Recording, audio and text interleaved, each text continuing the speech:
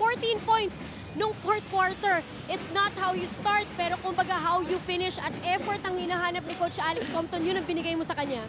Oo nga kasi medyo yung start namin medyo masama.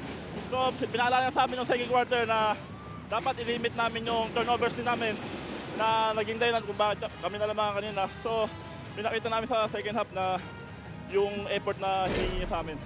Vic, syempre may mga nagsasabi na walang Junmar Fajardo, dehado yung San Miguel Beermen. We don't know yet kung game number 2 magpapakita na si Junmar. Regardless of which, parehong sipag at syaga ang ipapakita niyo. Siguro same lang. Kahit na wala si Junmar, ang lakas pa rin ng San Miguel. Pinahirapan pa rin nila kami. So kailangan yung focus pa rin namin sa game 2, madala namin saka yung sipag namin. Vic, pagkakataong bumate. Agad ko lang yung asawa ko, si Annalyn, saka mother ko, nasa probinsya, yung mga taga Subic, saka si Papa Jay, si Mama Marie, saka yung biyanan ko sa bahay, nanonood sila. Proud ang buong Nueva Ecija sa'yo. Congratulations, Vic Manuel, best player ng ating laro.